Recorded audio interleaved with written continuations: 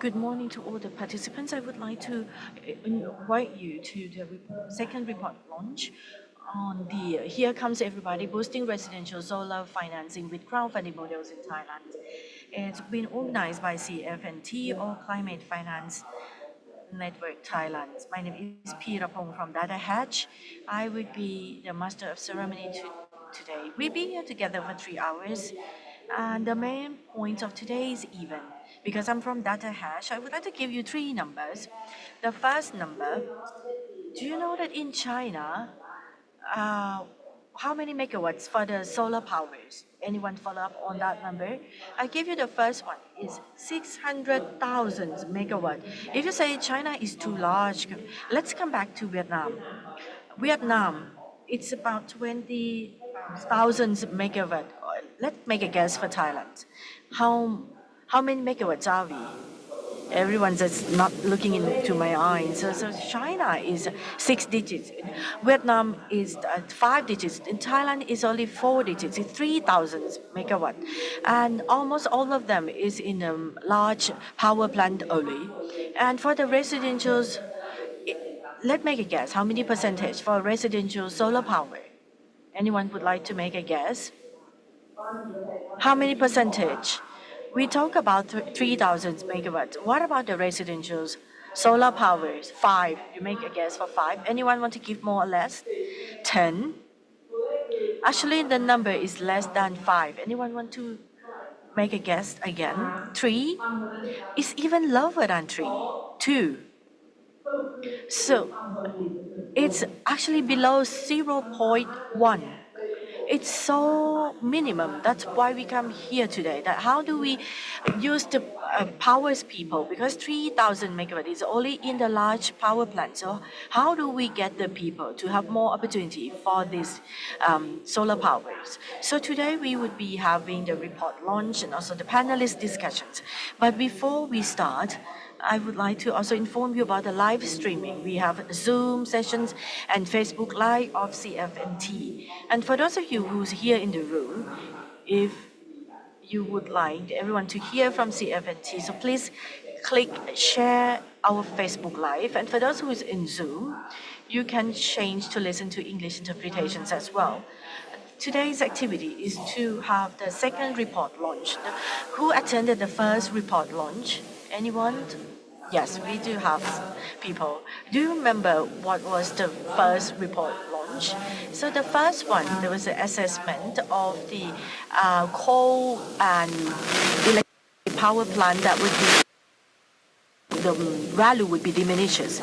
So the CFNTs are doing the research for the second piece of now. But before we start with the report launch, I would like to invite Professor Sirani, the Directors of Climate Finance Network Thailand, to please give us the welcome remark, please.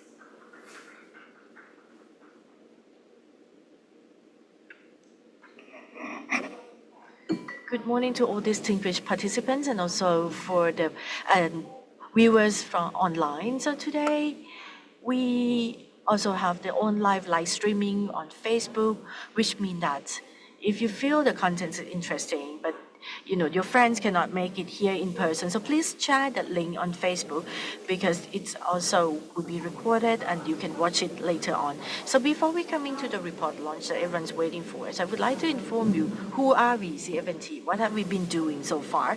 So we are a new organization. We have legal identities. We registered as an entitled juristic persons a few months ago. This is the QR code for those of you who's interested in the presentations that would be shown to you today. So you can scan it and download it. We would distribute it again at the end of the event. So mainly, who are we? We are new. There's two words that we think is very important in our name, which is finance, climate finance, and network. So our intention is that we want to mobilize, we want to be a small actor to promote the best practices in the finance sector so that Thailand could cope with the global boiling that everyone sees that is getting more and more extreme and more urgency. So we want to be able to respond effectively and also to be in alignment with the target of the Paris Agreement. And there's an asterisk that the climate is 1.5 Celsius. It's very difficult for us to maintain because now we are at the 1.45 Celsius. Now there are a lot of scientists saying that we might need to shift the target to 2 Celsius. So this is our slogan. We want to catalyze the impactful climate finance in Thailand. So we want to really create a concrete, tangible impact in Thailand. So how do we do it? So before we go to the approach, I think the main point is that we want to invite our think tanks and researchers or have more network in Thailand because there's a lot of important work that need to be done. So this is the same slide when we launched our network a few months back. So I think these are still very important. We need to have the fossil phase out plan that is more targeted and ambitious. And also we need to consider the risk from the transitional period, and it has to have the data and the risk map, for example, risk map on water, risk map on the climate. That's very important. If anyone's from the IT here, we believe that open data that would allow all the companies, both large and small, to be able to assess the risk from climate change could be a business opportunities. And another point in case is that we hear that we have the new mechanisms that people have high expectations for next years. The two main one would be the Climate Change Act or the Global Warming Act. And another one is the Clean Air Act. And we believe that it's a good step. But of course, when we talk about the external impact, negative externalities, that is about the climate boiling. And we cannot just have voluntary mechanism. We have to balance it with the mandatory and voluntary so that we can create a financial incentive. So we are now watching those kind of acts to see whether it could balance it out. And another point that we think very important is state captures. We believe that we are seeing these phenomena in different sectors that it needs to be adapted to the climate change, especially the energy sector. So we need to focusing on the freedoms of the policymaker and also the governing agency. Another one is the carbon credits or market mechanism. In the COP29 that just conclude the global forum, this is the first thing that has been agreed upon, which is the the carbon credit that the would be stepping in to help organizing. So we see whether we could have the more effectiveness and better quality and also avoiding the greenwashing, which is the major problems in the carbon credit so far.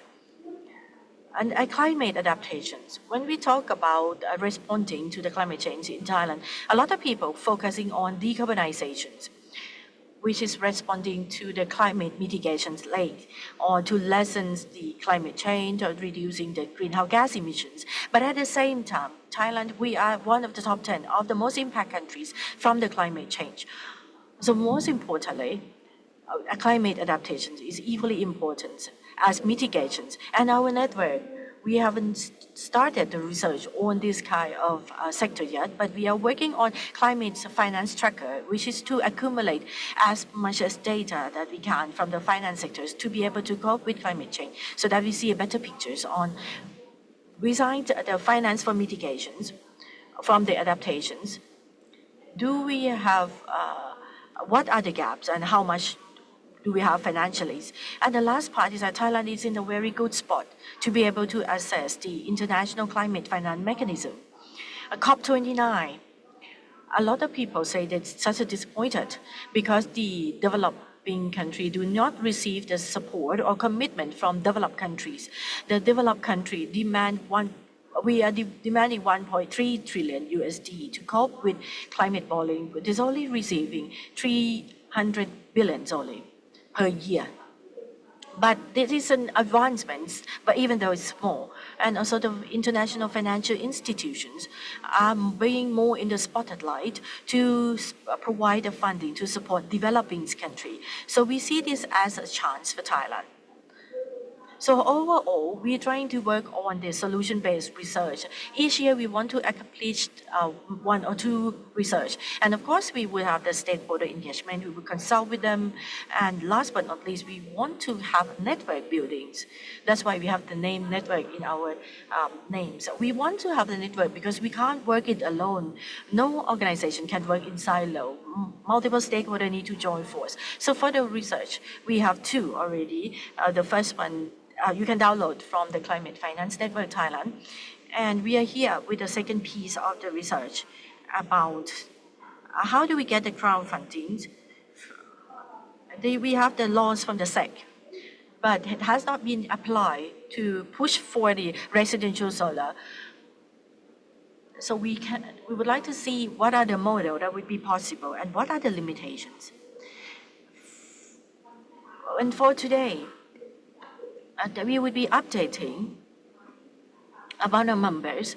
The last time we launched a network, we haven't opened up for the membership yet. Now we've been open for 2 months. We have about 160 who apply to be the member of our finance network. We are not MLM. We are not direct selling. We're not selling you any products, I guarantee. But I always have to say, because of this year in Thailand, everything that happens, but we want a member of the network to really get to know each other, to exchange, and to, if possible, to do something together that will be mobilizing how we cope with the climate change. So it's very interesting because we have from multi-sectors, from the government sectors, academia, private sectors, we have the specialists on sustainabilities, we have CSO, and we have those who work in the finance sectors as well.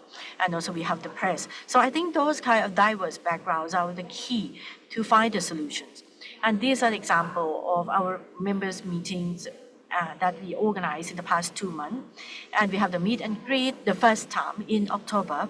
And the latest case was just recently. We have the CFNT talk, the first time with the members. We invite the specialists from biodiversities, from the Zoological Society of London to give us the lectures on how important is biodiversity to climate adaptations. So I would like to invite all of you to please join us to become our member and also to follow up on the information and news from our website and Facebook of CFNT. This is all I would like to say, and I would like to proceed to the report launch that you've been eagerly awaiting for. So in the topic of Here Comes Everybody, boosting residential solar financing with crowdfunding models in Thailand. So I would like to pass the floor to the MC. Thank you very much. Thank you. I would like to welcome all of you to become our members. Can I ask you who are not members here? It's not difficult at all. Please go and look in the website of Climate Finance Network Thailand or CFNT or in the Facebook. So you will see all the details as how you can become part of our network. You have to fill in a few details on your contact and your interest. As Kun Yui has mentioned, within a few months, which we have launched the CFNT, we have had several activities. We've had a lot of articles published and a lot of interesting details. So we invite all of you to join.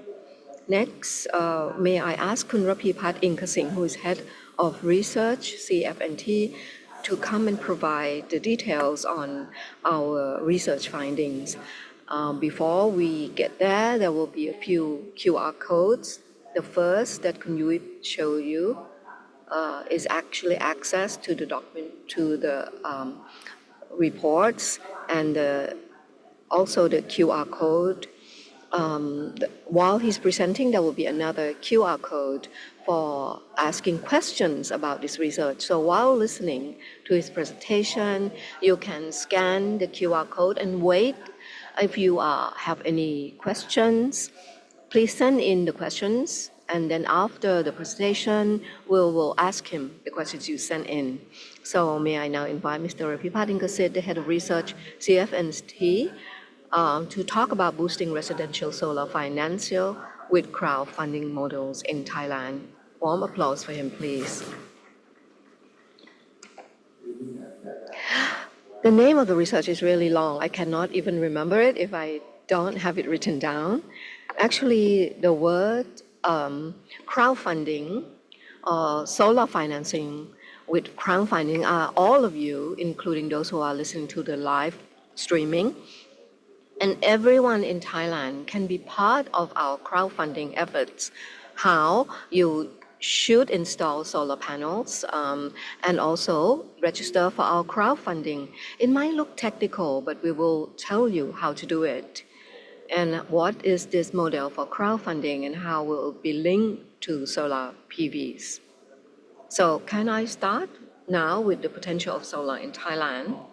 And I will follow with the solar stakeholder views, those who are working within our sector. We'll look at solar crowdfunding abroad.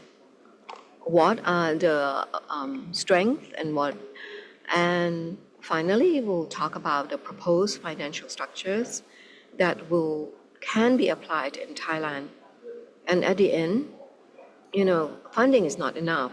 We really require policy recommendations. The state need to provide subsidies or support.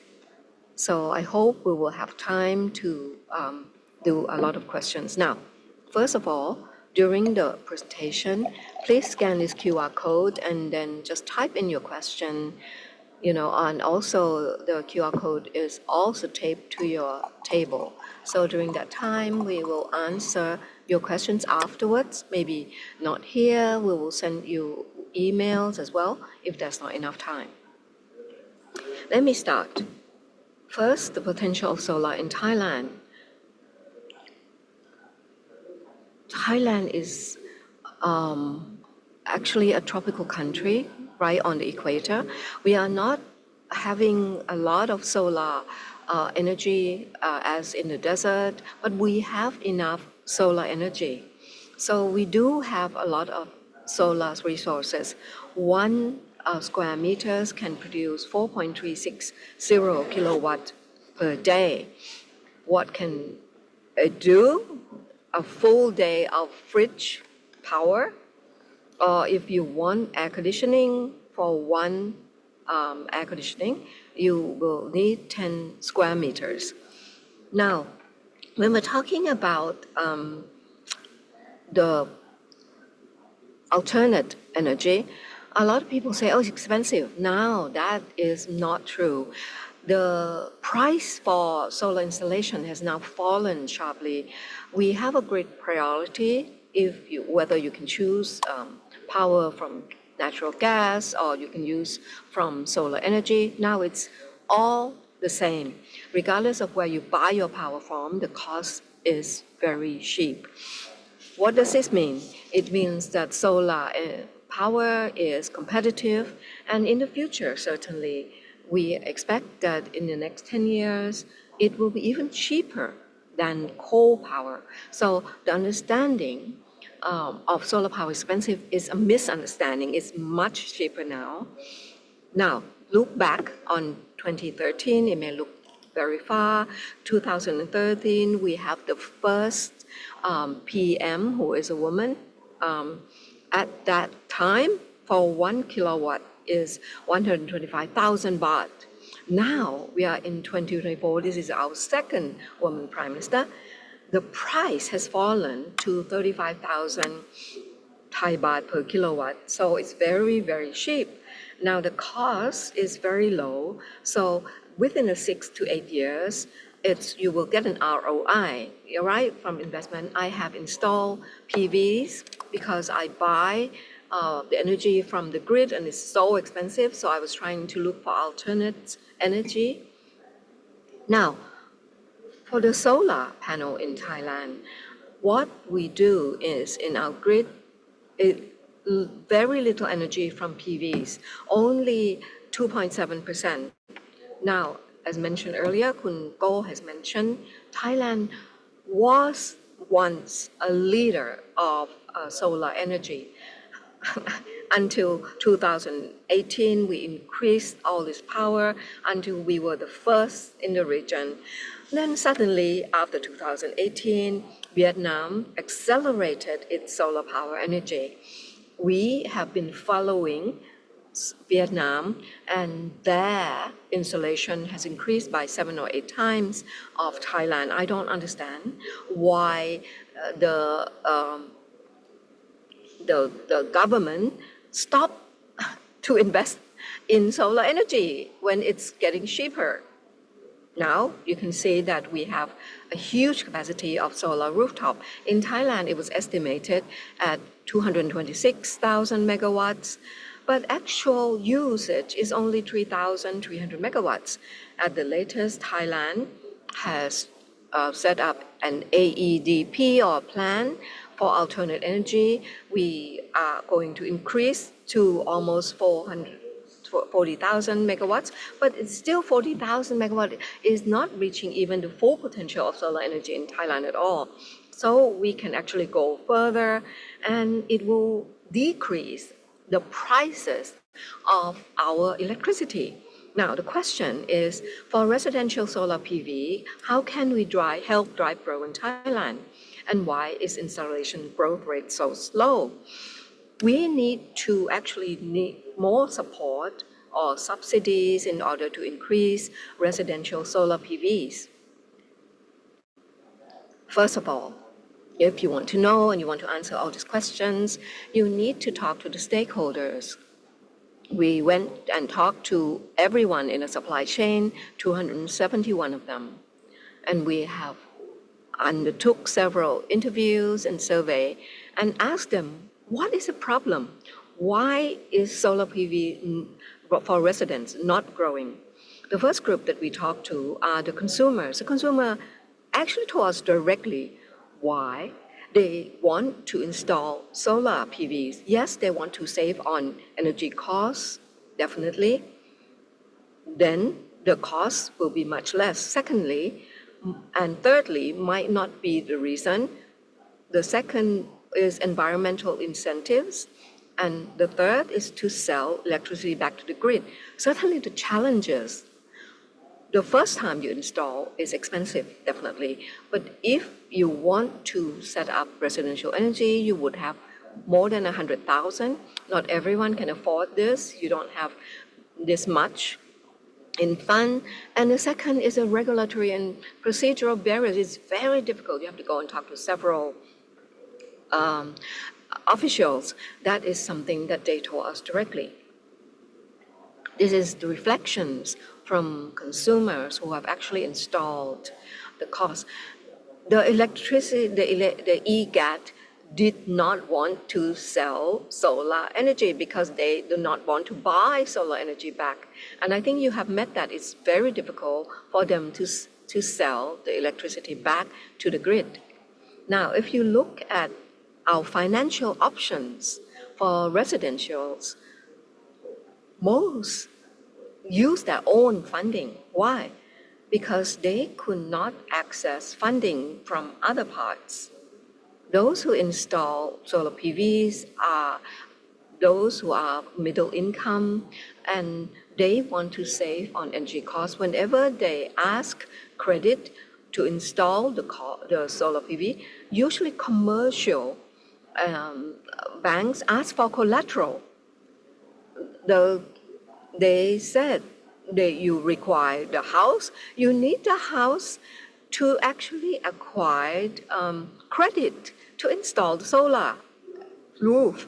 This is, we went to Chachoengsao. Some people in the area, they have savings for the community for solar installation, but this requires a special community specification. Not every community understands that solar energy is actually worthwhile to install, and there are some people do not manage the credit well. But this savings community in Chachoengsao do understand, and they manage it well.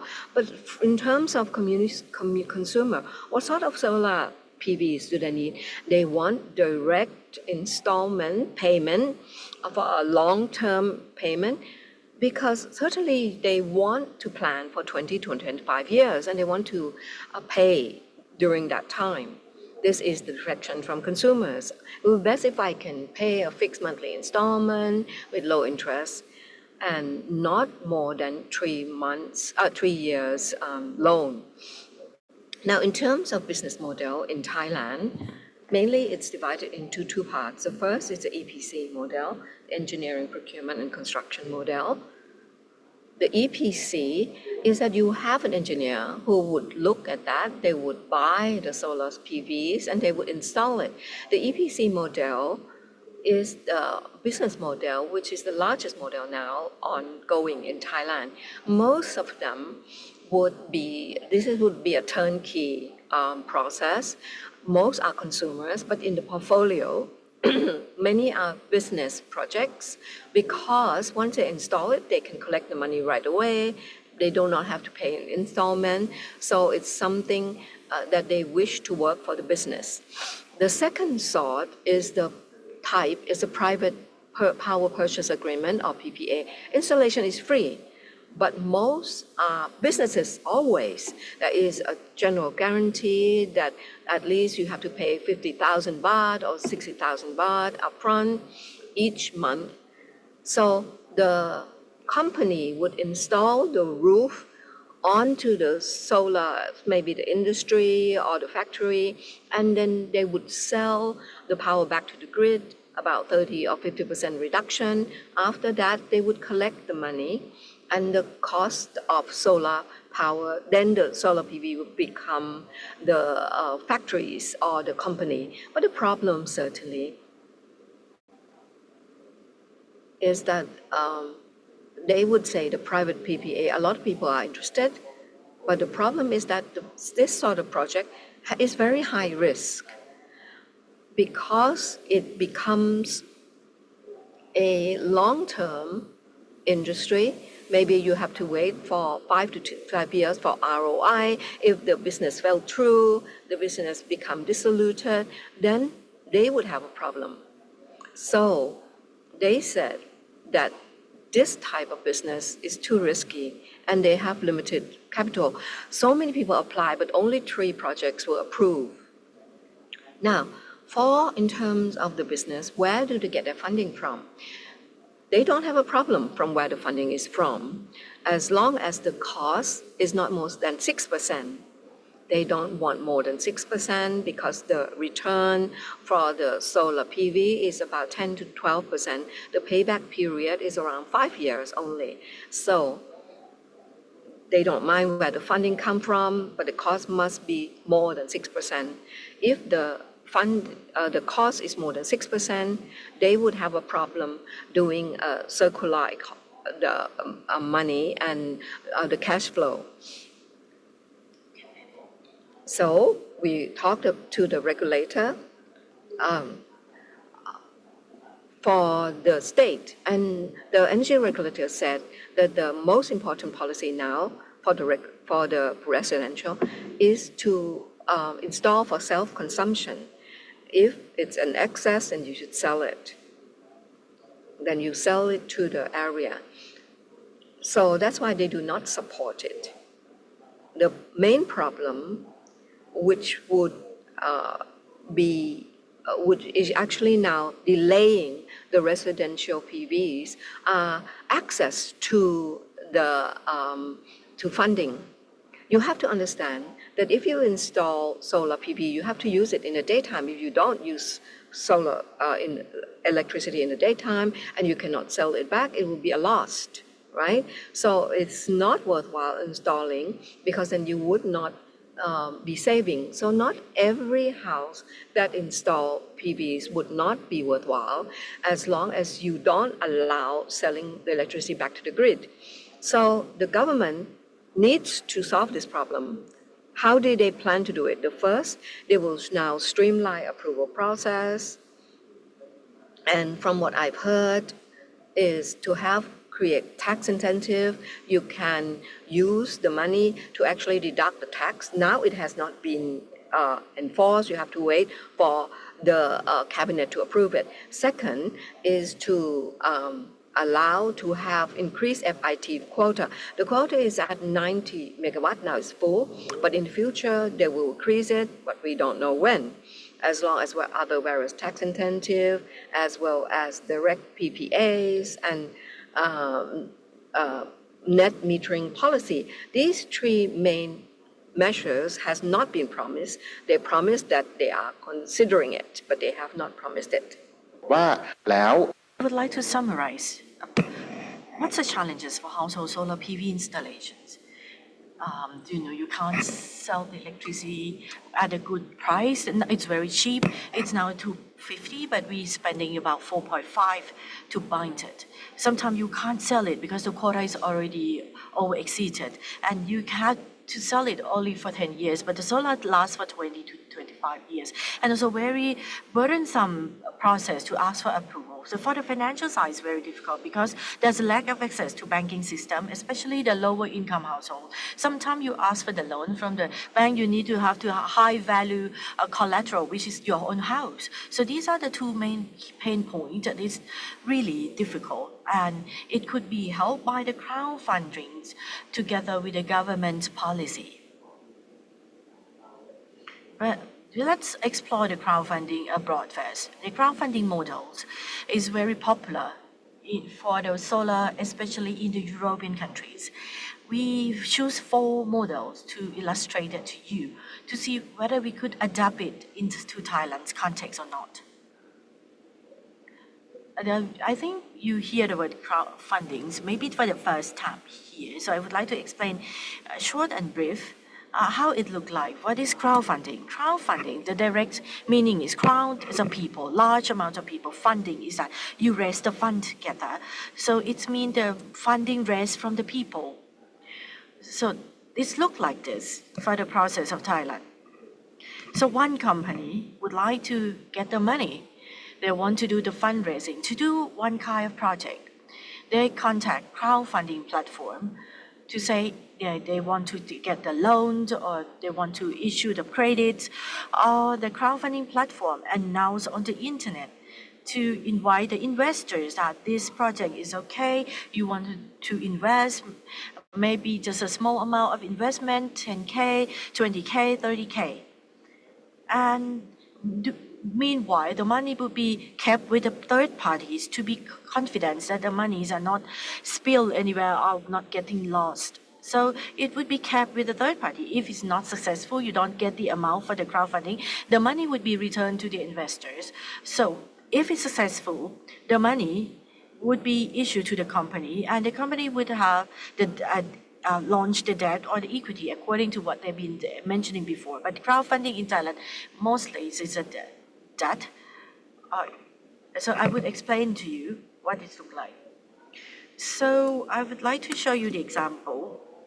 For the solar energy, would like to do the crowdfunding.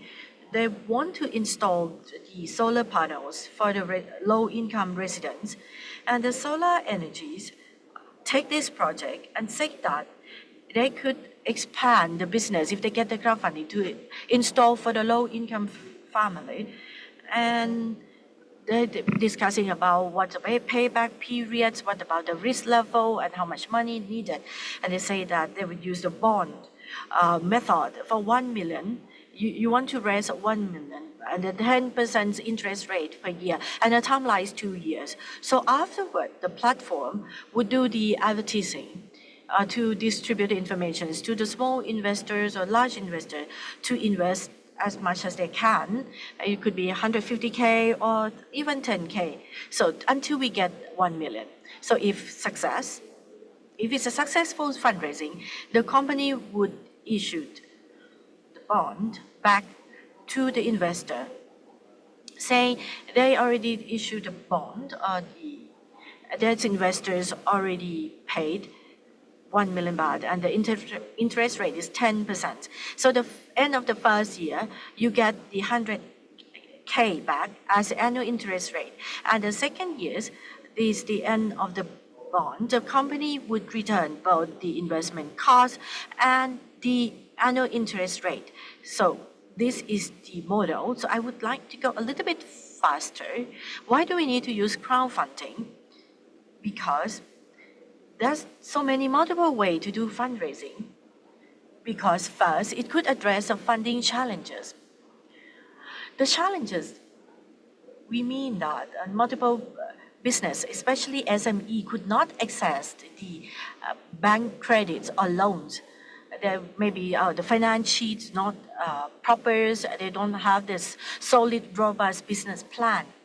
So the platform crowdfunding would be one of the alternatives to enable better streamline, more convenient fundraising, and another options for the SME company to do fundraising by themselves. And also another point, crowdfunding market is really growing very large, both at the global level and in Thailand. Now we have the law to support it for 4 to 5 years. So the market itself is valued as 3.8 billion Thai baht. It's not small amount at all. But it has a key challenges is that the platform in Thailand are quite limited and the projects involved with the solar power almost non-existent. So these are the gaps that we believe we could fulfill. Why there's no projects for the solar power? Because the high interest rate. The crowdfunding nowadays, the platform charge at the minimum 10 interest rate percentage. So if you talk to the stakeholder, 10% is very hard for the business to survive. And secondly, the crowdfunding, most of the crowdfunding would give the credit as the equity or debt or for the short-term fundraising company only 90 days 100 we hardly see 120 days. It's very short-term. It doesn't match with the payback period or return of investment for solar power. And the last one is very complex rules and regulations, and sometimes we want to do the fundraising for the solar power, but could not achieve it because the lack of the approval due to the rules and regulation is too complex. Now we have 4 case studies to show you. We have Lumo from France, Tri from Sweden, Sonhub from Netherlands, and ETEX from the UK.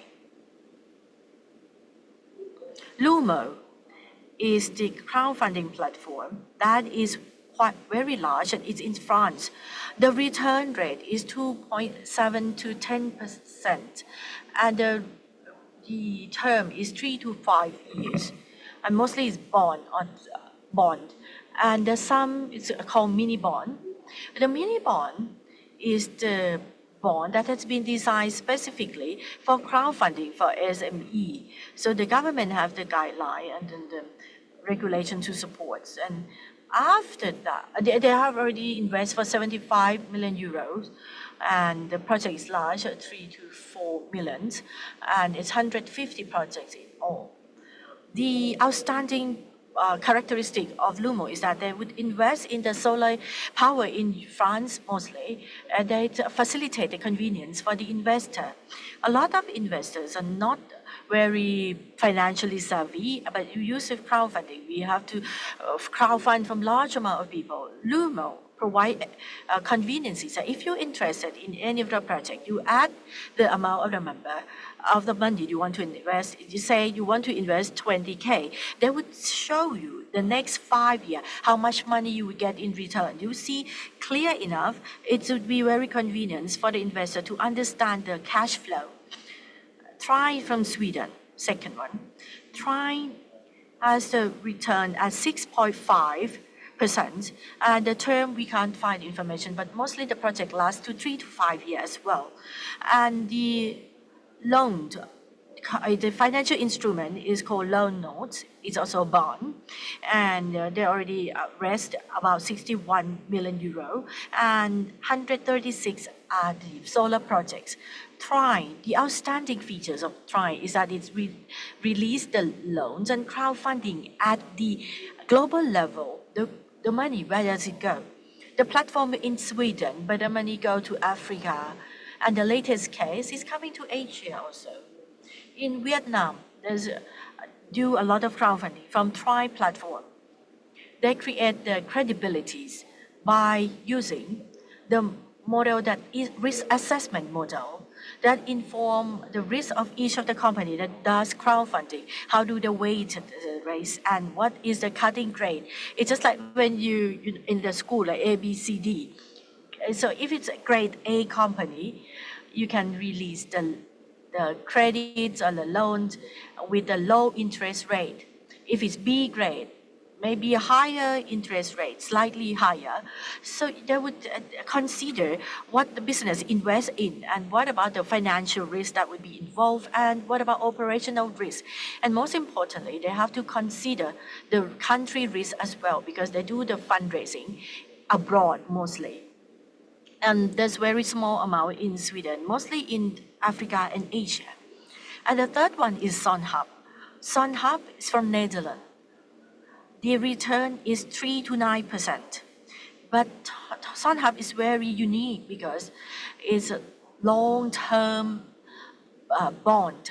It's 2.5 years to 15 years. It's almost matching the lifespan of the solar cell. Sonhub also have very good financial instruments called Sonnedelen, which is translated into solar shares. It's a bond. Normally, bond would specify that what would be the interest rate, but solar share stipulate that the return would be paid according to the electric powers that could be generated times the selling price. So it means that you own that solar cell, you own that cash flow that would be generated by solar cell for that period of time. Sonhub is very famous in Netherlands. Most of the projects also in the country, they fundraise 57 million euro. And because Sonhub, their product is so outstanding and it could sell the electricity and pay the returns referring to the electricity generated times the selling price. So all the investors have the dashboard. When you log in and you check the project that you invest, you can see how much electricity had been generated. It's updated per hourly basis. You can see it for transparency purpose. And the last one, EdTech. EdTech is in the United Kingdom. The return is 2 to 6.5% per year. And the term is 2 to 14 years. And it doesn't really raise so much fund, it's 11 million euro. But why do I choose this platform to study? The answer is that this platform is non-profit. It's a platform that do not seek profit. And the project that we do fundraising here would have to focus that it created socio and environmental impact. For example, the Solar for School in the UK, the Solar for School, the company that raised the fund, would install the free solar power cell at different schools.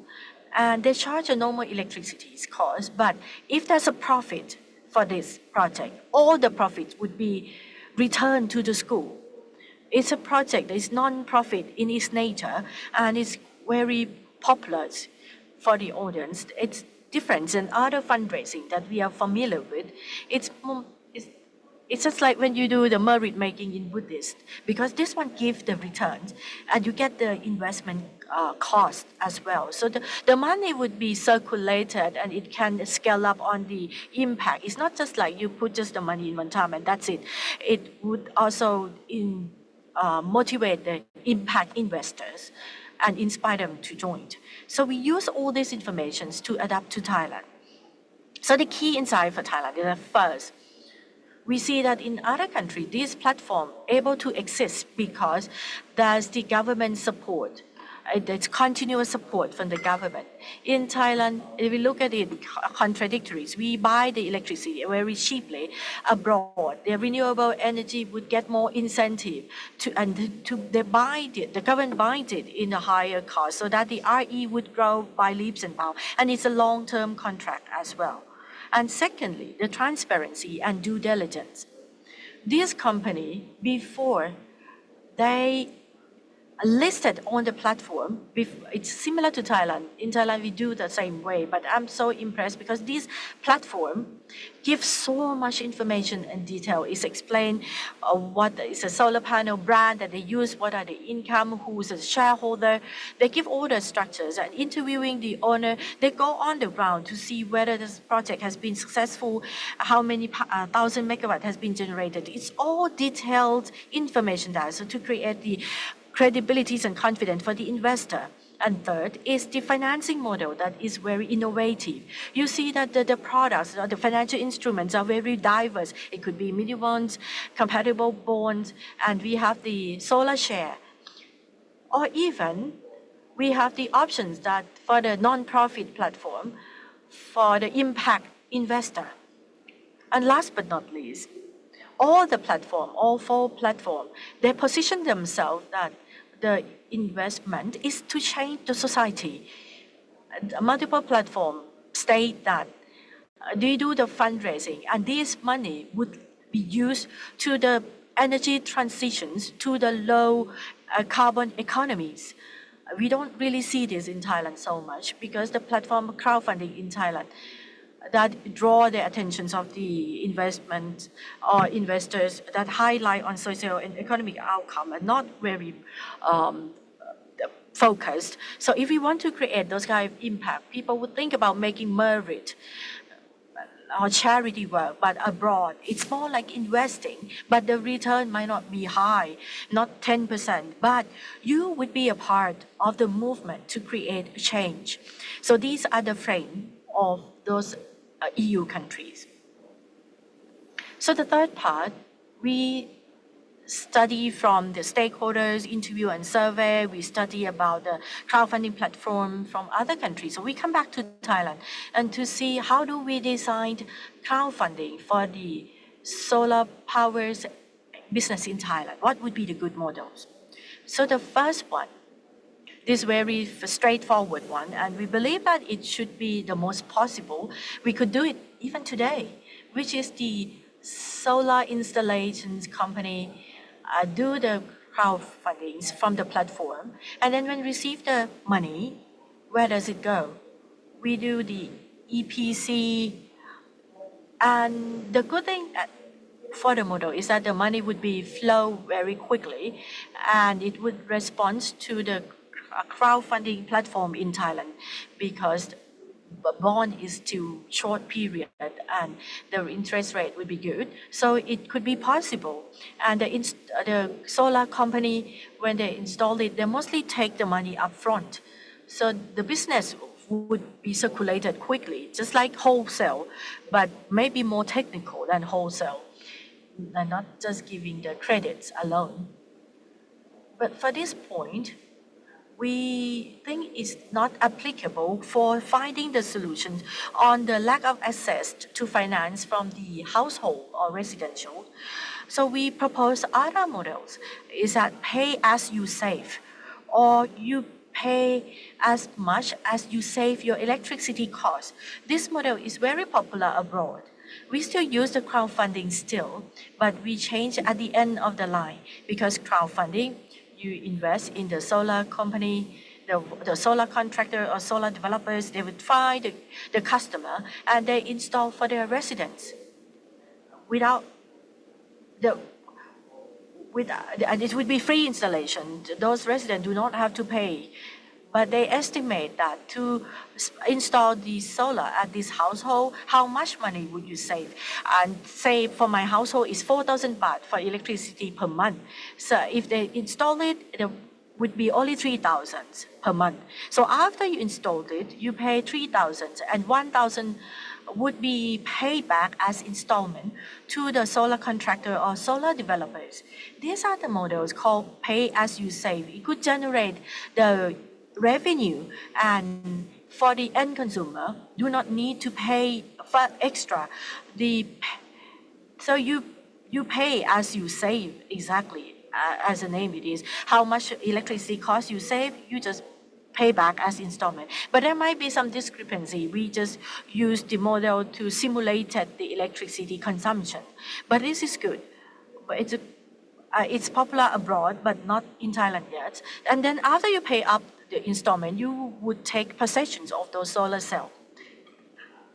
The problem is the return payback is very long payback period. Long means 7 to 8 years by the time you get the investment back. And secondly, there is no policy to support. The policy that we want to see, maybe net billing or net metering, that generate the electricity back into the grid and could create a substantial returns. Nowadays, you buy the electricity 4 to 5 baht, but you sell only for 2.5 baht. So if you want to install the solar cell and make it worth it the most, you have to stay home. But it's not everyone who's privileged like that to work from home during the day. So if you don't have the net billing or net metering that is reasonable, it's really not very conducive for those who have to work outside during the day. And also the very high transaction cost. How high? Just imagine the solar developers have to go to all the residents, have to see the patterns of electricity consumptions and to estimate how much money would be saved, and then calculate it. And have to see also that resident, how long can they pay back for the installment, because it's a long payback period. So this might not be something that solar developers or solar installers are very proficient with. So that's why the model might be difficult to become a reality. But the good thing is that, of course, there's no upfront cost. You can just install it without having to pay anything. And for those who can access it, there would be largest populations who could install it. And there's no it's financial inclusions, and also environmental impact is also an alternative investment option. นะครับ For the second model, it comes also from crowdfunding, but the solar developer will use the money to install the residential rooftop in several places. So it's rooftop PV in the residence. Do you pay anything? No, but it will be set up as a portfolio.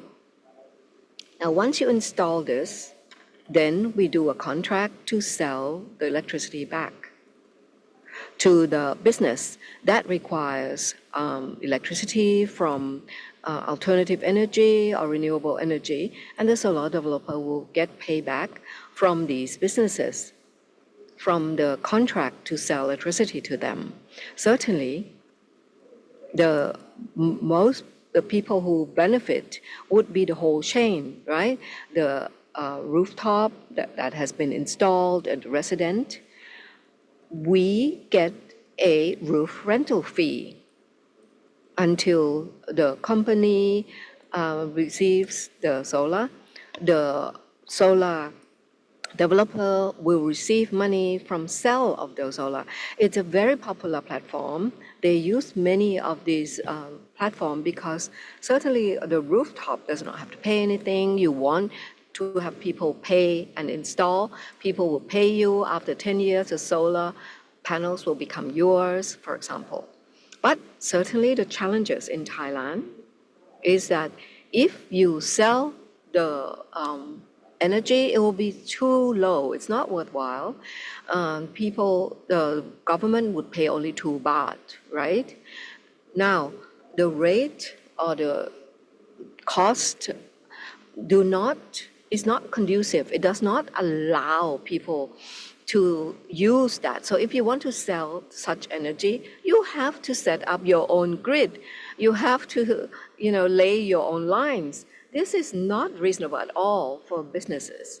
So if you can unleash this or unlock this, such business will then be viable. So it creates social impact. Those who only have a roof, and then you install the solar cell PV, you become owner without any payment, you receive money, it can reduce the carbon emission, and it's an alternative for those investors.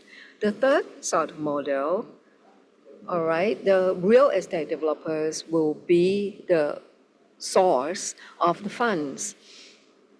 Those in the housing estate has a good point because they have total access to those who have money to buy their housing in the estate, right? So they can work together with the solar installers, and then they would install all the solar panels for you from the beginning. There are several real estate who are doing this already. They are collaborating with the solar panels in China to install and then they sell that they use the electricity in the house and itself. But the good point for the estate is that they know their own customers, right, in the estate. So there is actually very low risks of mispayment because they actually know each of the people in the estate. Now, the problem with this model is that you start producing the solar from the PVs, but it depends on the number of people who are able to buy the house. It's a possible and it's a very viable model, but the problem is that if you want all of the roof to install PVs, but they are not home, it means that it's an increase for their cost, right? Because not every person would stay in the house in the daytime. Now, another model that would be more successful and they don't feel forced to set up a solar roof is that to be able to allow selling, which is like to pay say for if they open up a small office, they use a lot of electricity, but certain house, the owner is not there, so they can sell and buy the energy between amongst them. So that will allow the electricity to be self-sufficient. One house produces, the other house uses, for example. So this is more incentive to install PVs on the roof. The fourth model is called on-bill financing, or OBF. Now, the strong point is that those people who receive the crowdfunding will be large companies, those who are the electricity utility, which is EGAT in Thailand, for example. On-bill financing is that possibly say EGAT will receive the money and then install the rooftop. Now, how is it different from the solar developer? The on-bill financing is that once you install the PVs, you collect the money through the installment of the electricity bill, which means the good thing is that even though the house changes hands, becomes others, your installment can still be paid, right? Regardless of who the owner of the house is. And payment of electricity, there is very low risks of mispayment. If you don't use the electricity, you don't pay. And so it actually works well overseas. But another point that is important is that the government must set up policy and regulations that will allow this to happen.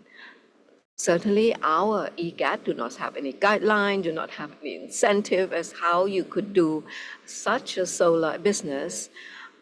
The only thing that EGAT is to they set up a new business model for installation of solar PV, but they do not allow the addition of solar PV's installation into the electricity bill. So you may have to change the regulation or amend a lot of the law due to government intervention. Now, if you can unleash this, it will be wonderful. The good points will be similar to others. The fifth model is called you use the cost, the money from crowdfunding, but the money will go towards the developers who are off-grid for remote areas that are within the grid, no access to electricity grid or government grid. So it will be a small electricity grid that has been installed for generation of electricity for the small group of houses. It's like a pay-as-you-go. It's almost like, like your cell phone and you add money each month. So each house will have a meter and you pay through the meter. Once you add the money to the meter, you can use the electricity from the solar grid that has been linked to all the houses. The advantage is that the pay-as-you-go model is good for remote areas. The return investment is very fast. If they don't use electricity from the solar, the D-cell is 20 baht per unit. So you can make a lot of money. ครับจาก good thing is that you can create an impact from the remote residents, the one that cannot access the electricity grid. They can have electricity. They could elevate their livelihood and the quality of life. But the problem is that the off-grid, the rules and regulations still unclear and ambiguous. And secondly, the government, sometimes they're not holding back. For example, they say that they would connect the electricity lines to the grid now, and for the remote area, there would be the underwater cable, but it's never happened. So for the residents in that area, they are hesitating whether they should use the off-grid system or not, are still waiting for the government to do at their promise by connecting them with the main grid. So that is still this list. This might not involve with the residential solar power, but I see it as a potential that could be accomplished in Thailand, which is the installing the solar rooftop in the public and government's buildings that they use electricity during the days. If you look at the profile for electricity consumptions, the government building use massive amount during the day and hardly any during the night. So the solar developers or the solar contractors could install the PVs for the public and government buildings and sell the electricity back at the same price as the one that they buy from the grid. So this is similar to private PPA. This model I discussed with the one who's do the solar powers funding in the past. They say that they used to have this kind of concept to install the PV and sell the electricities to the public and government building, but in realities, they can't do it because of the rules and regulations to sell the electricity back. For example, the government's agency, to do the payment is very difficult. They have to go through the procurement process. That's why it's become unlocked. Even though everything is so out there, everyone would benefit it. The government would be able to buy the electricity from solar powers and also could get the return shares of the profit as well, if there's a case of the profit. So we need just to unlock the procurement system of the government.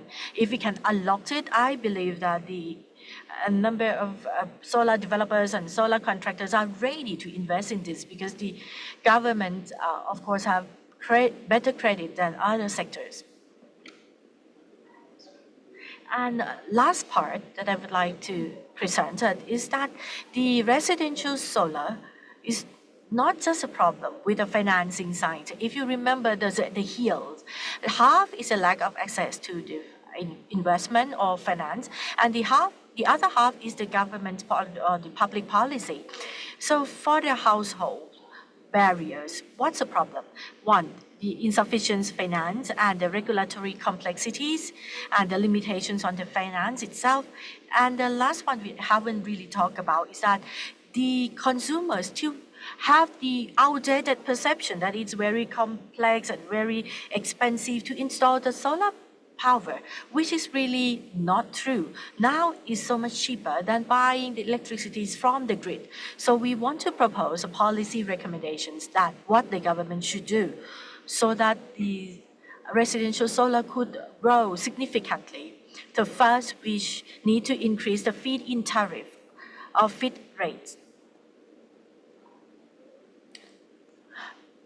And that would enable the solar PV returns on investment. And second, we need to align the contract duration with solar PV economic lifespan. Nowadays, only 10 years, but solar could be utilized up to 20 to 25 years. So if you extended the durations of the contract, that would be a guarantee that the revenue from solar would be long-term. It would generate a constant stream of income. And third, the policy on net metering need to be applied. For those who's at the daytime not at home, they could sell the electricity at a reasonable price back into the grid and could save on electricity costs by installing the PV, even though they're not there during the day to use it. And the last one is eliminated the restricted quotas. Nowadays, the government buy the residential solar power is only 90 megawatt. The quota is already full. So we have to wait until they raise the quotas. And I'm not certain why do we need to have this kind of restricted quotas. And second recommendations is facilitating finance. So we have to have the de-risking measures, for example, the credit guarantee, some part by the government, and secondly, soft loan. Soft loan, it's already existed somewhat in the government also issue soft loan for the finance sector, but we have to make the criteria to make it more streamlined, more easily. And the third one, we want to see a one-stop service platform, just one place, and that's it, that's a center. The people, the resident can gain knowledge. So how do they do this? Install it, what would be the return, what's the pros and cons? If that is platform from the government, it would reflect much better. And if they're interested in, you can submit the proposals to install the solar power immediately. And this platform would be a one-stop service. There could be the solar PV developers database, and there's also the contract to sell the electricity back to the grid, and also with the financing options and application for solar PV installation. So if everything is just in one platform, I believe that the residential solar power would grow so much quicker. And last but not least, the Thai electricity is by the EGAT only, it's a monopoly. The EGAT would be the one buying electricity mainly, and the structures of the electricity infrastructure is in the EGAT, and if it's a small one, is with the PA and MEA. So how do we increase competitiveness? The first one is third-party access. Open up for other people to use these structures as well, and also use charge for the usage of the structures. Get other people to compete directly. No need to like holding back for just these, three main utilities, PA, MEA, and EGAT. And also the second one is to do peer-to-peer energy tradings. They can sell and buy immediately to create competitiveness. Because right now we are being forced to buy electricities from EGAT only. But the world now today, the electricity generation is not just centralized anymore. And because solar power could be distributed into small players. Everyone could generate their own electricity. You need to change the mindset from centralized, everything had to be decided by the central office, to decentralized so that everyone can participate. This research see that crowdfunding from the older people could all fill in this financial gap, could use it for a more streamlined movement, and comparing from getting the loans from the bank and everything. So if we can fill in this gap, and together with the supporting policy, we can unlock the solar potentials in Thailand. And we have such tremendous solar potentials. We can produce 6-digit megawatt, but now we are in the deadlock with the policy, with the finance. So that's why we can't achieve the reality. So if any questions, please, this is all I would like to present. Thank you. Thank you very much, Kun Bom, Kun Rapipat, Hinkasit. Please remain on the stage. There would be questions. So I leave you to take some water and I would recover you. บอมนะครับ Yes, Kun Bom Rapipat has been telling us that who said solar is expensive? That's not true anymore. There are data to support this. So when you're talking about one air conditioning and you use 10 yoga mats, it can produce, the solar PVs can produce enough for one air conditioning. So in the past decade, the price has fallen almost 3 times. Kun Bom, ask another question. During the time when the solar PVs are expensive, Thailand invested a lot, but when it became cheap, we do not invest at all, which is we discussed more than 371 persons. The consumers want to pay less money, but there are certain challenges. You cannot sell the electricity back to the grid.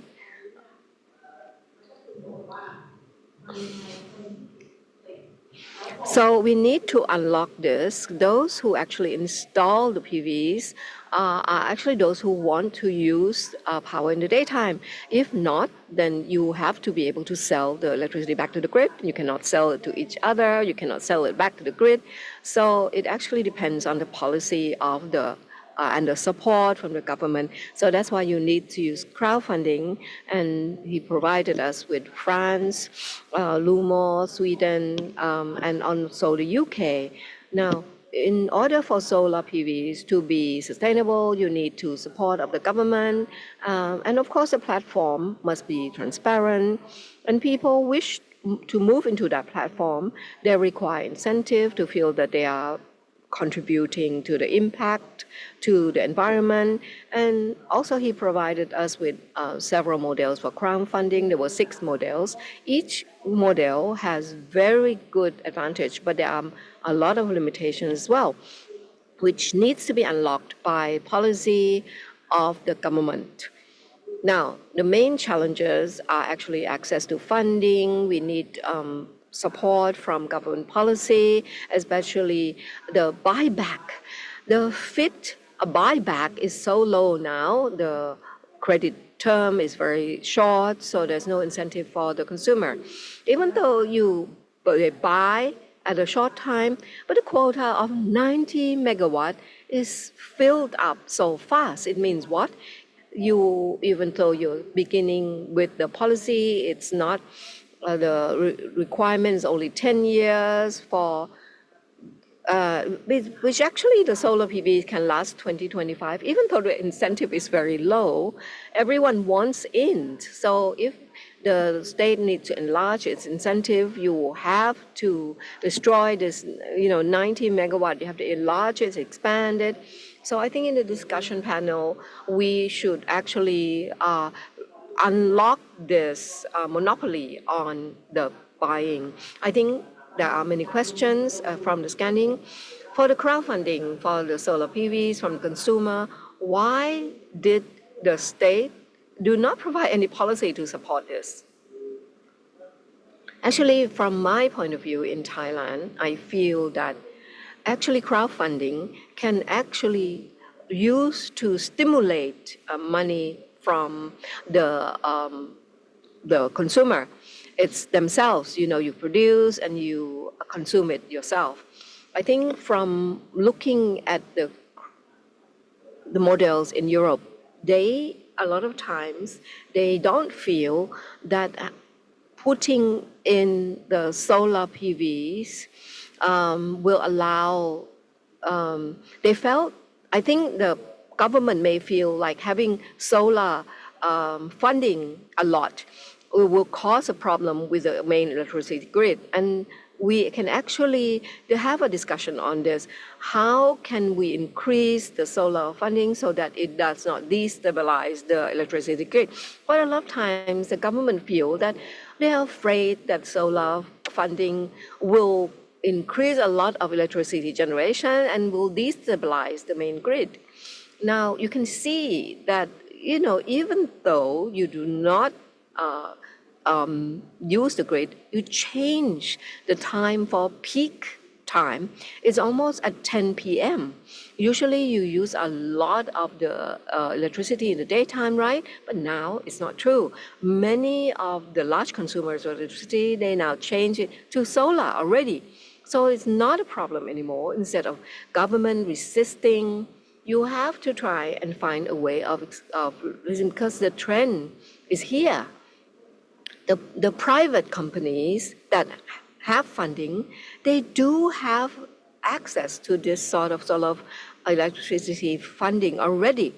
But why is the government resisting? The people are paying a lot for this electricity, which is also expensive. So the government needs to change its mind and allow access for the consumers and also get carbon credits. So just saying, you need to tell the state not to resist. You need to shake hand with us to use more renewable energy. There's another question here.